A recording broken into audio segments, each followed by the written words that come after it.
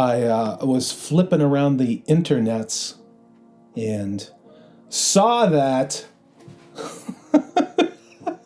there is a new Star Trek. Man, what is the right noun? Thing. There's a new Star Trek thing that's been put out, and I just heard that it looked more like Star Wars and nothing like Star Trek, and I decided to pause right there and do a truly live unveiling of what it is that they think Star Trek is now. A first look image of the Star Trek Prodigy bridge crew. This is a bridge crew. A bridge crew of what? A garbage scow? A mortuary barge? Did they steal a ship? I mean, how are they in the Federation? Are these subcontractors? Is this offshore Federation resources? I mean, what the hell is this? Just because you spray paint or duct tape and write with black marker the words Star Trek on something, that doesn't make it Star Trek. Any more than what Kathleen Kennedy has done over there at the Funhouse of Woke and Intersectionalism, formerly known as Lucasfilms. All right, so here we go. In Prodigy, it's Star Trek Prodigy, 6 young outcasts know nothing about the ship that they have commandeered, so they stole it. So now we've got Star Trek normalizing spaceship jackings. What is this, Chicago? So they stole a ship, a first in the history of the Star Trek franchise. So why do we think that is? Why do we think it's a first in the Star Trek franchise?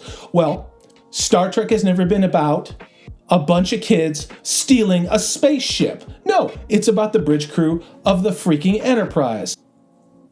Or trying to get on after the war in Deep Space Nine.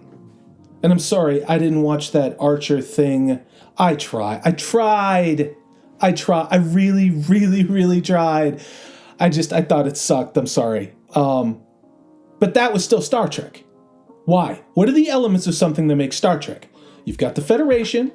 You have Federation ships with Federation officers on them going on pre-established missions. There's a chain of command. There's a world that's built. There's technologies that exist and we're familiar with that we have always known about. And there is lore that is with writers that actually give a shit about what they're making and wanting to build off those things through being genuinely interested in the story and the characters, making new things that align with a huge world or a huge universe, arguably. No, I mean, apparently for this, it's, and I don't know, I don't know what the hell this is. All right, reading along farther into the paragraph. So over the course of their adventures together, third-rate robot, chunky camo, Twitter in need of, it would appear to be a dentist, camo guy, eating disorder, elf, vampire, SJW girl, they, them, yellow pants, too cool to fasten their Velcro guy. You've got the, what the hell is that? The possessed Kool-Aid Play-Doh thing. And then you've got the thing, in the S&M bondage coveralls. I don't know what the hell that thing is. It's just, I mean, again. All right, I'm trying to get through this. I don't think you want to listen to me have a nervous breakdown and then get through a whole bottle of bourbon when I still have to go to work tomorrow morning. So these characters will be introduced to Starfleet and the ideals it represents. Well, wait a minute now. How is that going to be portrayed? So Kate Mulgrew was previously announced as reprising her iconic role of Captain Janeway. That's a positive step, but that's about the only positive thing that I have at this point, unless, of course, she's there to slay Queen or smash the patriarchy, which at this point, what the hell isn't being produced, where that's literally 90% of what's going on. With the addition of Star Trek Prodigy, the article goes on to say, the entire Star Trek universe will now be available to stream on Paramount+.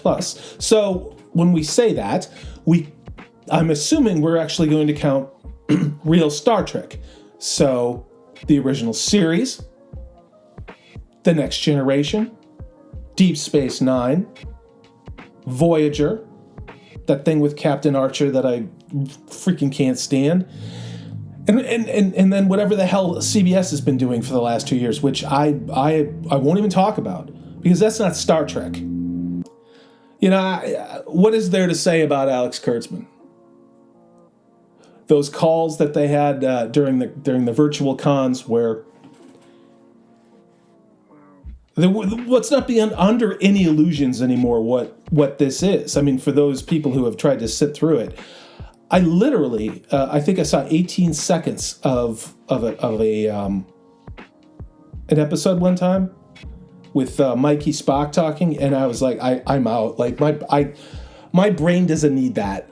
You know, you get to your Gen X, you're born in 1970, you get to a place where you've seen enough crazy things happen in the world, especially, you know, over the last 5-6 years. And you're just like, you know what? Not today, Satan. Not today. You know what I'm going to do?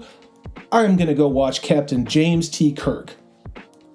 And I'm going to watch him hang out and sexually harass what we hope are females of the species on this new planet. And then he's going to get shit done. And then Bones is going to come in. They're going to pour 3 fingers of manly bourbon, neat, into tumblers, and they're going to unzip their flies and throw their gigantic junk on the table and say, we're men.